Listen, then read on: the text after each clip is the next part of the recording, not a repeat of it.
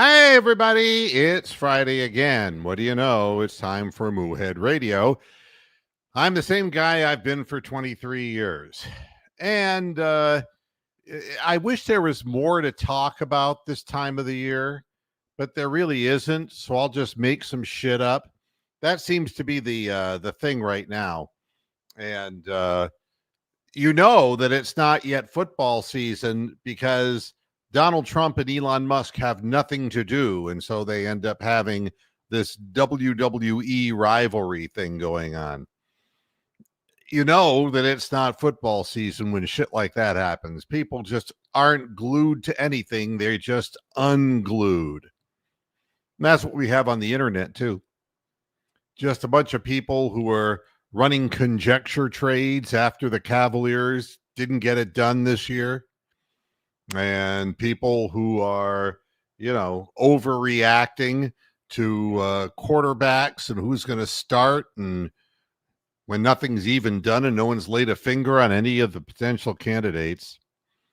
And then there's this, which really makes me feel a whole lot better about everything in the National Football League.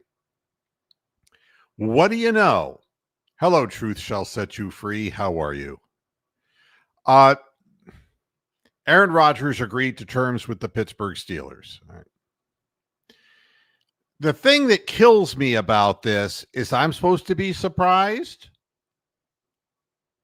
Well, the deal with Pittsburgh sets up that week one showdown between Rodgers and his former team, the Jets.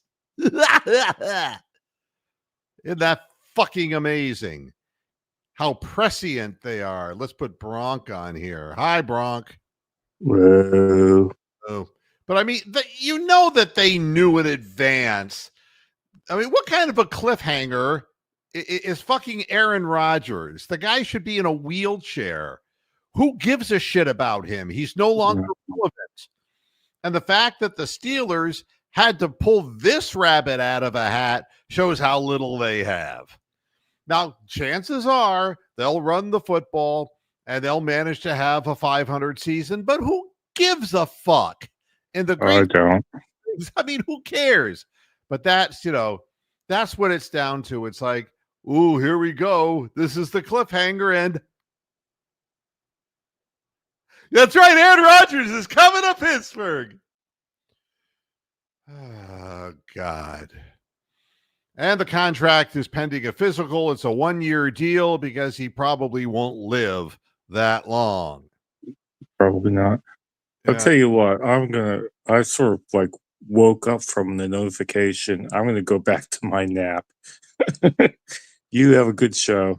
Oh, sorry about that. I didn't mean to wake you up, old chap. No, it's just the way the phone is. So, I'm tired. I stayed up, watched most of that basketball game, including the fourth quarter. Well, that's and then good had that to you get saw up that. reasonably early, and then I haven't had a nap yet, so it's not like I'm bailing out on the show or No, I anything. understand. Get your rest. You need it. Yeah, I see you next time. Bye-bye. Bye. Yeah, so a brief a cameo from the Moose. I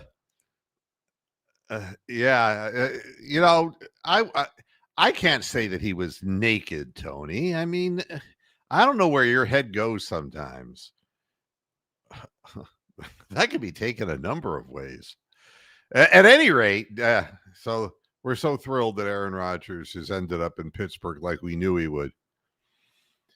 And talking about running around in circles, this is what I call the Billy Preston concept. Will it go round in circles? The New York Knicks are conducting active due diligence on Dallas Mavericks coach Jason Kidd, who was in New York for the other team for a period of time.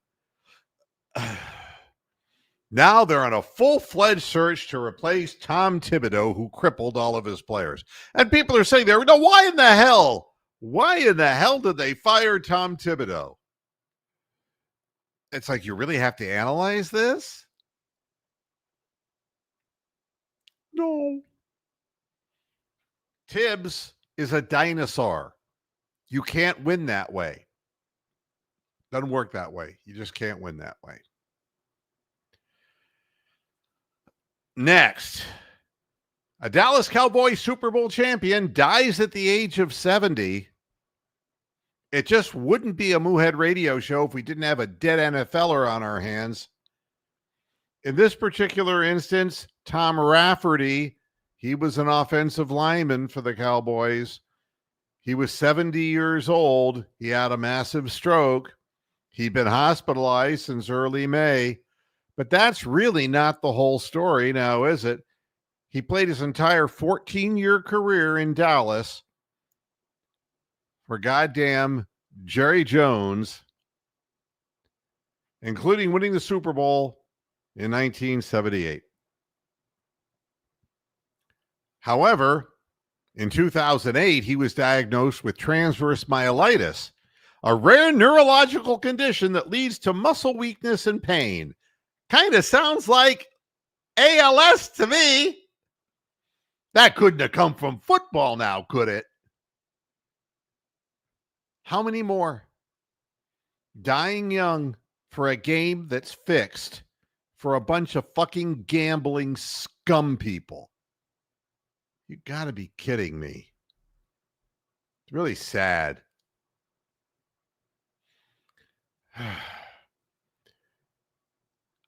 I can tell you a story about what living in Danville, Illinois was like. That was the first radio station that technically I owned. The place was horrible. Got to tell you. It was kind of a wacky town. It was only about maybe 30, 40,000 people. And the mayor was closeted, voraciously homosexual. When I say voraciously, he would grab people in the ass and in their nutsack. I'm not making this up. There was a major arrest and bust made for pornography rings in Danville while I was there. And the only way you could really get away was, one, if you wanted to really get away, you went to Chicago, which was great. Chicago was a fun town. But if you didn't have that much time, you just wanted to go somewhere for the afternoon, you went to Indianapolis. Indiana as a state, Bobby Knight or no Bobby Knight, Indiana as a state fucking sucks. Now, I'm not saying that everything's bad about Indianapolis, not at all. But anything that's good about Indianapolis is stolen by Terre Haute by going and bringing the average down. But there's so many other places in Indiana that you don't want to go. Places like South Bend because of, yes, that school. It's Evansville. Now, this is not in reference to the Indiana Pacers, because I would love to see the Pacers win. They deserve to win. They've played great basketball in the playoffs. They've been hot at the right time, and God bless them. I have no problem with that. It's this story that is the perfect Indiana story. Headline, Indiana TV station apologizes after cutting away from the Pacers' comeback in the finals opener. That's right. The Fort Wayne, that's another town that you don't want to be caught dead in. Oh, there's more. There's Gary. Don't go to Gary, Indiana, and expect to leave alive, okay? It's terrible there. But the ABC Fort Wayne affiliate fucked up. They threw a local news tease promo that interrupted every single fan who was watching that game in the greater Fort Wayne area. It went poof, with a minute left to go in the game. Honest to God. Can you imagine you have all these regrets living in Indiana in the first place, and then that happens. It's like in the one great moment where we could have it all. We could be a national championship team and we could win the trophy, and I'm not going to see it. WPTA is the name of the TV station. Cut away from the final moments of the Pacers' win over the Oklahoma City Thunder, leaving viewers briefly in the dark during the game's most critical possession. I mean, people watch them. You want to talk about a fucking cliffhanger? Who gives a fuck about J.R. Ewing? This was the biggest cliffhanger of all in the history of Indiana. Yeah, maybe, unless it's like, I don't know how we missed the final 2 laps of the Indianapolis 500. They probably could do that too. The station quickly apologized Friday, calling the error a technical mishap. There is no technical because there's no technology in Indiana. They're like 50 years ago.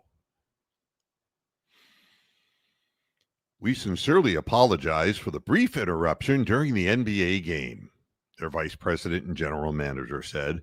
A technical issue in our master control inadvertently triggered the start of our 11 p.m. newscast. Yeah, it would be something like this. SGA has the ball and he's backing his man down. He shoots a fadeaway. No good. And the Pacers have the rebound. Da-da-da-da. It's time for the WPTA News. Welcome, Indianapolis. Oh, my God. The issue was resolved within 24 seconds, and the viewers were able to see Tyrese Halliburton's game-winning shot, probably on replay. It isn't the same, you know? If somebody filmed you having sex with your girlfriend and you could watch it afterwards, it would not be nearly as good as when it was happening, okay? Let's be real about that. Oh, my God. The glitch occurred with just a little bit over a minute remaining after Siakam blocked that driving layup attempt by SGA.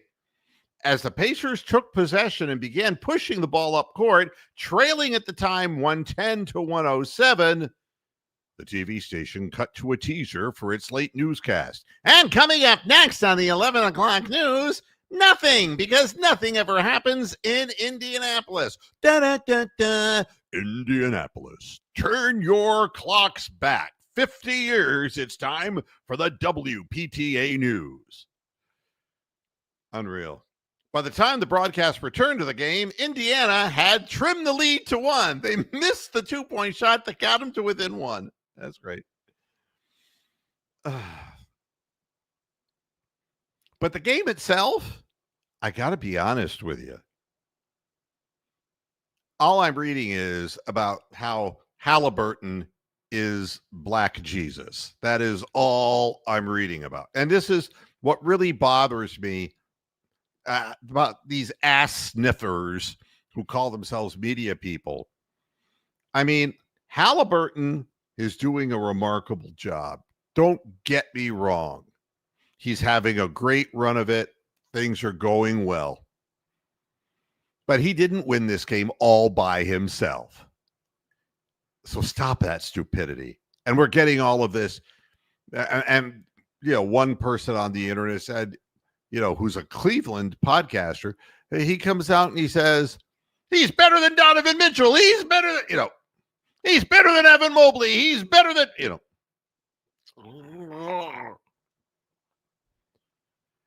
Look at the play that ended the game. Stop with like having the immediate projectile penis and analyze what happened. They threw the ball to him. He dribbled diagonally over the court, midcourt line, so he could get to his natural right-hand side. Siakam was toward the corner, and they had an easy opportunity to double on Halliburton. But did they do it? No! Now, somebody's going to have to explain to me what the defense was. He made the shot with 0.3 seconds left in the game. Why were you covering the roll to the basket by Pascal Siakam? Why did the second defender take that fateful step with Siakam that left that easy spot wide open for Halliburton? Jesus Christ, that's a shot that Colin Sexton would regularly make. It was an easier shot than SGA missed just moments before. I'm not going to blow the guy because he made like a 14-foot jump shot or a 15-foot jump shot without a hand in his face. What am I going to do? Blow him for that? Come on. What defense was it? I still don't understand. And that's how you end up with an exciting ending.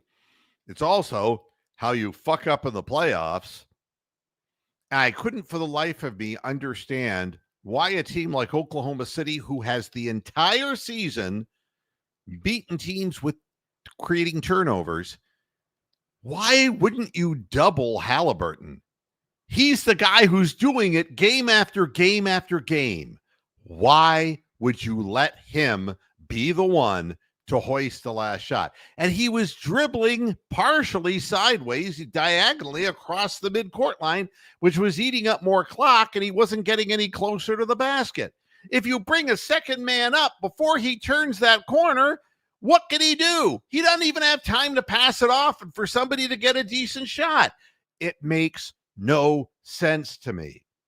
But be that as it may, let's say it here. Oh, the Oklahoma City Thunder choked. If you're going to go over the top, they missed the important shot down the stretch, and they didn't play defense. And they went against character in the process. Man, unbelievable.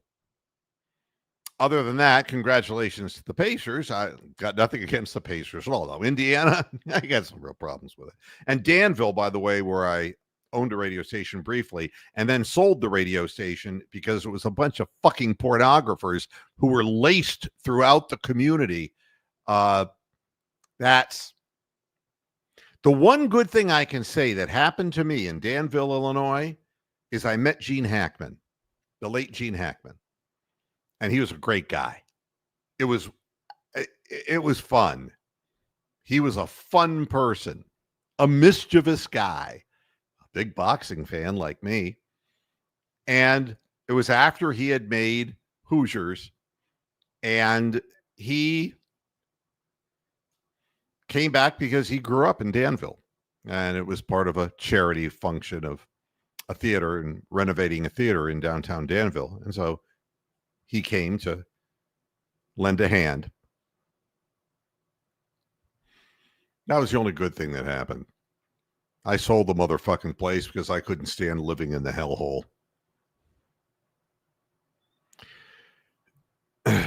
Now, Kurt is going to say you can't double team with a 2-point lead. It's too risky. I will repeat again. He shot the ball with 0.3 seconds on the clock. Once the ball was thrown to him, he dribbled diagonally over the midcourt line to get to his right-hand side. And if the man who was guarding Siakam had just stepped up, he would have filled the void where Halliburton was going. It would have made the shot literally 5 times harder because there would have been 2 defenders and a hand in his face. He dribbled into an easy double team because there was no time for him to pass the ball. He dribbled himself into the right side of the court, and nobody was there except Siakam running to the basket, which made no difference because had he caught the pass, the clock would have expired and there would have been no rebound if Halliburton had missed. So, which one's really now more risky, Kurt? After the fact, which one's more risky? And there's Tony. He is a good basketball player. There's no question about that. But he's not as good as what they're saying. You'll see. If you would have seen bits and pieces of Ty Jerome this year, that's what you would have said, Tony. God, this Ty Jerome, he's a hell of a ball player. He had a good year. But, you know, things don't come out of nowhere. It's not like Halliburton suddenly learned how to shoot a three-point shot. He's made a few big ones, and I'll give him credit for it. But if I'm going to have to look this up and go to the stats and try to see what his three-point average is. His career, he's 39%, which is pretty good. But what he's doing now is crazy good. Halliburton, when he played for the Kings, was a 47% shooter, and he's continued to be a 47% shooter, which puts him in the overall category of Donovan Mitchell as far as percentage, and he is a volume shooter. But to sit there and say that he's the next great player in the NBA or the greatest player in the NBA is getting a little bit excited about it. But at the same time, I will say this. The guy who is the MVP missed an easy shot. He was only about 10 feet from the basket, and he just shot it too hard and banged it off the back brace of the rim. So if he makes that shot, they have to come out and shoot a three, and they didn't have any time really to do that. So it's the way it goes. Yeah, and that's right. Now, this is absolutely true, Ron. And this is what I'll say most about the Pacers. And it's not going to be about Halliburton and his stupid-ass father. It's going to be about the reason why this team is in the position that they're in. Every team, including the Cavaliers, who would have a double-digit lead over this team could never expand it beyond that 12, 13-point mark without them fighting back and immediately start making big three-point shots. And it was Nesmith, and it was Nembhard, and it was Siakam, and it was Turner against us. When you have a lead like that, you see, people forget that the Cavalanche wasn't like this all-in-one thing. It was like a two-part series. First, there was a thing that got them into double-digit numbers, and then they played good defense, and then there'd be that second Cavalanche that would blow the lead up to like 27 points. When you have somebody down on your home court and the building's loud, the time is for you to strike, and every team so far has blown double-digit leads, and they're not early double-digit leads. They're like third-quarter double-digit leads against the Indiana Pacers. That's what says something about the Pacers, not about whether Halliburton's a great player historically or not, but that this team has shown an incredible amount of character, and lots of guys are stepping up in that moment to make big shots. And it isn't that they would have their own avalanche. Every time it would be 12 points and 9. And then maybe they'd make a 2 and it would be 11. That would be down to 8. And that's what kept happening over and over again. And they whittle it away. Then they start getting some transition baskets. And the next thing you know, the game is even. Got to give them a lot of credit. I think that as a team, they're showing a lot of courage and a lot of character. So that's what I will say about that. Now, I was watching the Guardians game against the Yankees, and I realized that there's only one difference between the Yankees and the Guardians, and that's that they have a bunch of really good players. We don't. Now, the thing that makes it hard to watch a Guardians game, we know what the payroll is and we know the caliber of the players, but why do the players have to swing at balls that are literally 7-8 inches off the plate? Why do we have to sit and watch that shit? Why is Bo Naylor still playing? Why is the broadcast team all excited when he breaks an 0 for 20 to hit a ground ball up the middle for a base hit? That was a slow roller, that just a seeing eye single. You tell me. Why are we pimping Gabriel Arias just because he had an 8-game stretch where he hit the baseball when he's swinging at things that are so far out of the strike zone? Why do we even believe that Jhonkensy Noel will ever learn how to hit an off-speed pitch and won't just wave at any slider or curveball that's in the dirt? Why should we believe that? This team strikes out like there's no tomorrow. They're going to get them all in today.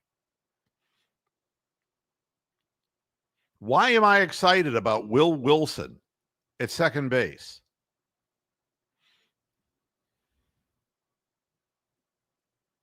The fact, but you know, the thing is that Hedges can't hit. He's hitting a 113 this year. He can't hit. We know that.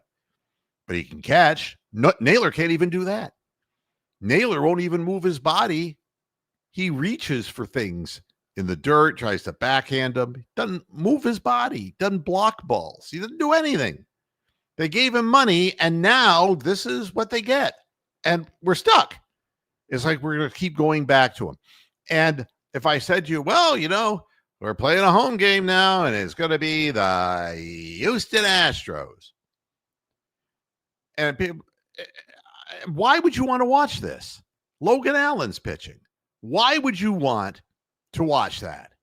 Logan Allen sucks, and he's not a major league pitcher.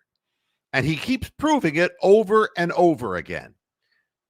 Once they've seen him for the first 3.5 innings, everyone's figured him out. He's afraid of hitters. He nibbles constantly. He doesn't have a top-end fastball.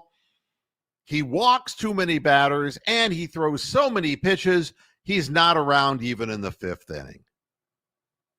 Why would anybody get excited about that?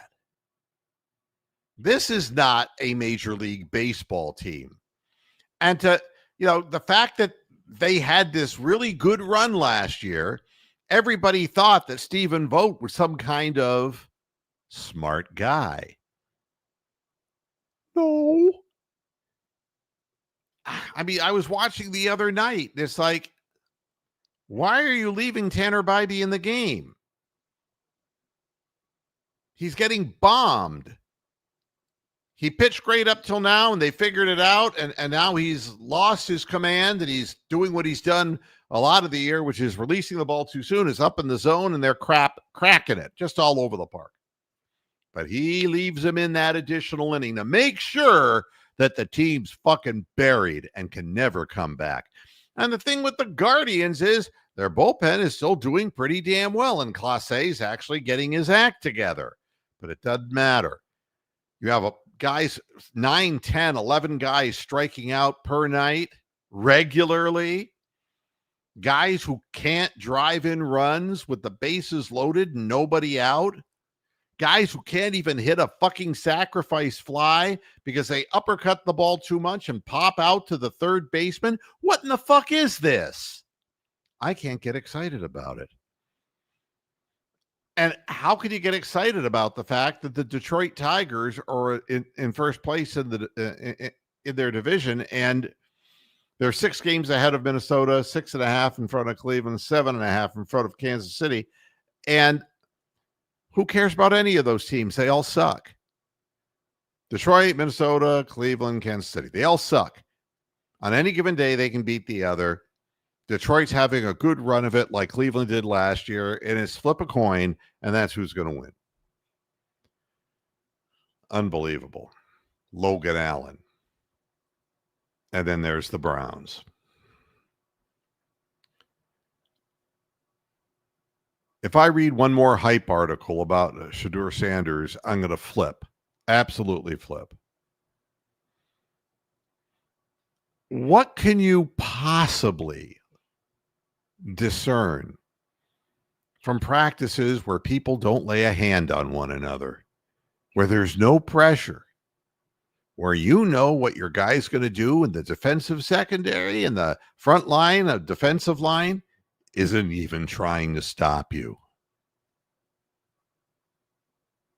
From a team that gets injuries on a regular basis. Oh, and by the way, Shane Bieber's arm is sore. And that's one more thing that I forgot to mention about the Guardians. Everybody was looking forward to his return. It's not going to happen because he's got arm soreness and he's going back to the doctor who operated on him. And that is never good news. But the Browns, in their infinite wisdom, have finally said, you know, we are going to fire all these people who are the trainers and hire a bunch of new trainers because our guys are always injured every year. I've been saying this for like 8 years. Every year, we're the most injured team. And it's the same staff. Now we got a different staff. But we're not at that point yet. We're at the point where everybody's created equal. There's no pass rush. There's no defensive pressure. And Shedeur can hold on to the ball as long as he did when he was in Colorado, and he won't pay a price. I mean, look, I'm glad the guy's getting an opportunity to play, or what little opportunity. He's still not taking any first team reps at all. And he's doing 7-on-7s alone by himself out there, while the other 3 quarterbacks get to run the regular sets. I mean, and I don't believe that they're just trying to fool teams and that they're going to suddenly pull the rabbit out of their hat and go, see, Shadeur's a star. When you look at the quarterbacks, Flacco is so much better than anybody else out there. So much better. The ball rips out of his hand and the ball gets to the receiver. Kenny Pickett is a dumb fuck with little hands who does not throw a deep ball for shit. And then it comes down to the 2 rookies. And Sanders holds onto the ball too long, patting the ball, doing all kinds of things, masturbating, whatever he does back there. Got sacked a gazillion times in college, which he won't survive. Deshaun Watson can tell you about that. Baker Mayfield can tell you about that. You know, you're not going to run through people in the NFL.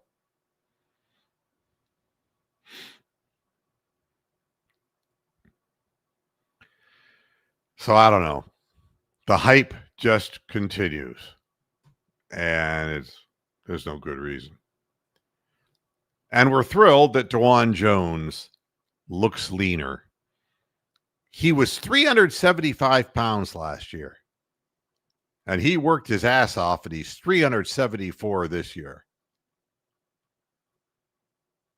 Now, the bottom line is this, is that he does look leaner, but he has to be because he's playing the left tackle position, not the right tackle position. And the thing that scares me is DeJuan Jones didn't want to play left tackle. You see, players are acutely aware of being devalued. There's a lot of ways to be devalued. One is just not getting to play. The other one is being played out of position.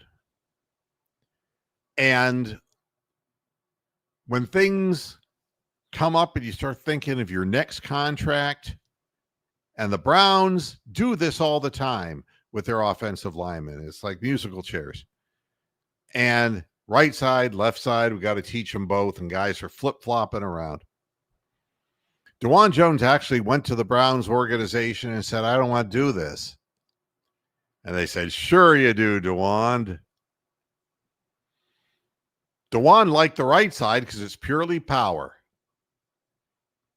But man, there's so much more speed elements on the left side.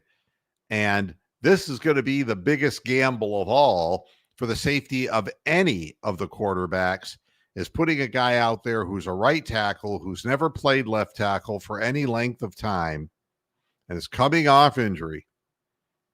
I just, that is the potential biggest problem that I foresee right now. So it won't matter who you get on at quarterback, they're going to get hurt. And the speed rush is going to be the thing that's going to be difficult. DeJuan Jones is a mauler. He's a monster out there. When he played the right side, you could just see him just mowing people down. But hello to you too, YouTube user.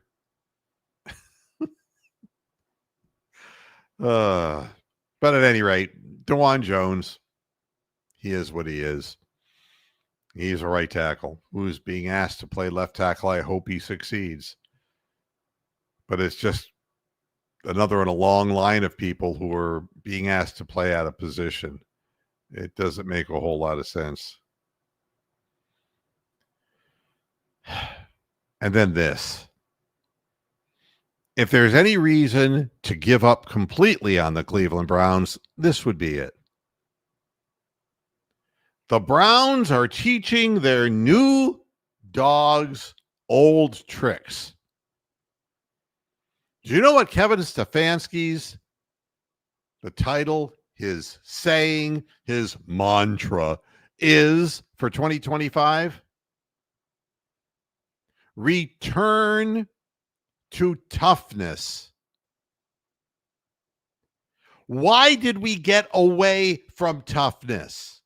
Can somebody explain this to me like I'm a 6-year-old? I thought football was the toughest game of all.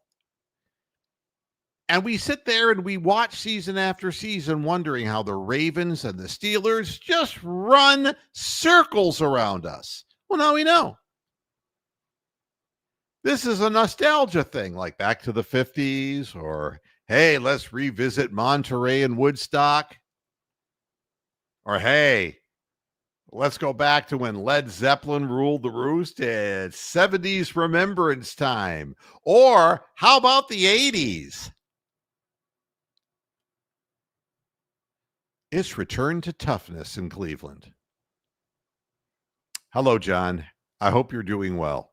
John Grasshoff is one of my own, a Floridian. Hoo-ah.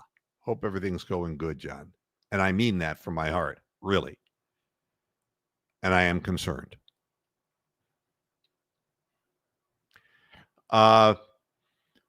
Here's what Joel Bitonio said. And Joel Bitonio can always be counted on to tell the truth because he's got one more year left and he's gone.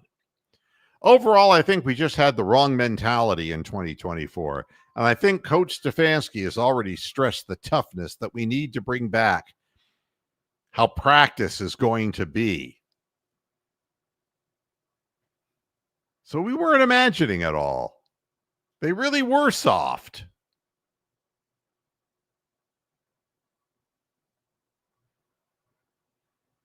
Hey, Living Me, how you doing? I already have a great one.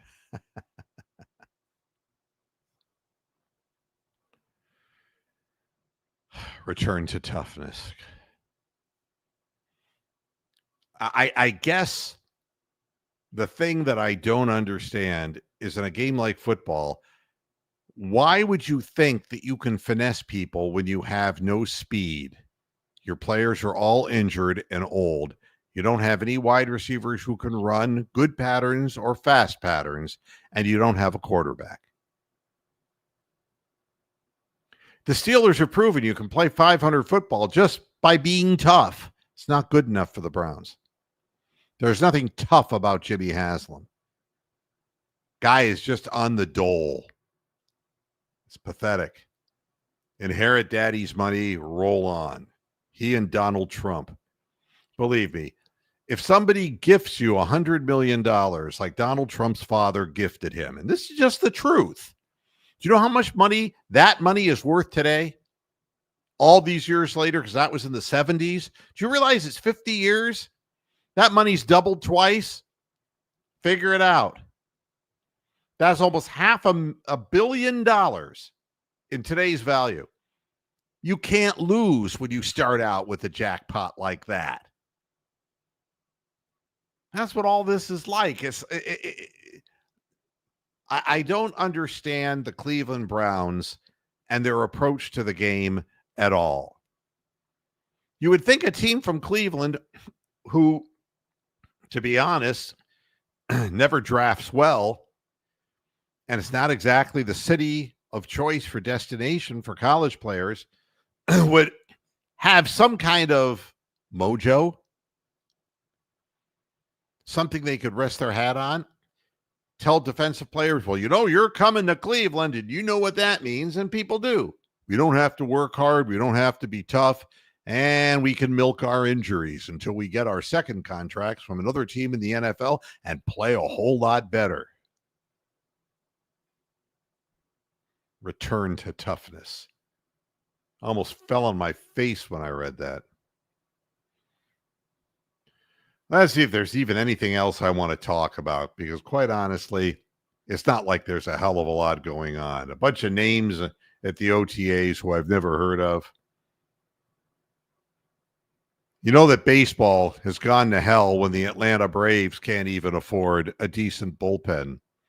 They're bringing back 82-year-old Craig Kimbrell into their bullpen because they're giving up more runs out of the bullpen than any team in the major leagues.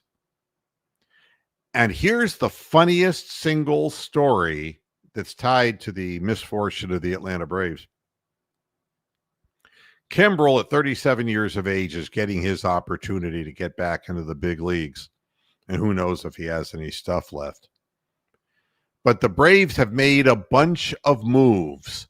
But here's my favorite. They traded their right-handed pitcher. All right. I know that's very vague. He had a 5.51 ERA in 11 appearances. And he's going back to the Baltimore Orioles after making 2 scoreless appearances with them earlier this season before he was traded to Atlanta for cash. Not Johnny. Money.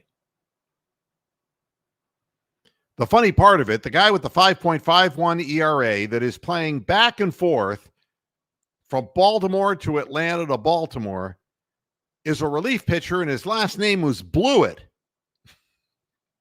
I'm not making this up. Why would somebody hire a relief pitcher whose name was Blewett?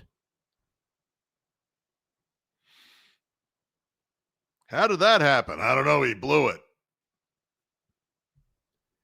Do make it stop. And you know that the Braves can afford all kinds of things with their payroll, but I guess they can't do that.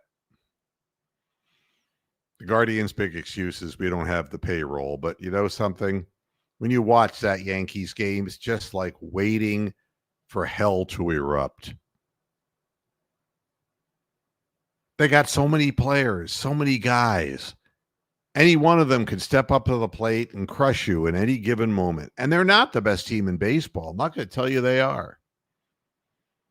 But my God, they got top to bottom guys who can hurt. The Guardians, they've got one guy, Ramirez, one guy. There's nobody else they can count on. And Carlos Santana at a batting around a 260 is having a great year for a 39, 40-year-old guy. They don't have anybody who can consistently hit home runs. They have, one guy's got 11.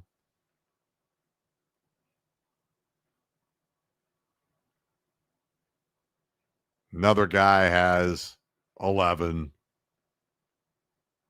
They don't hit home runs, but more importantly, they don't hit with runners in scoring position.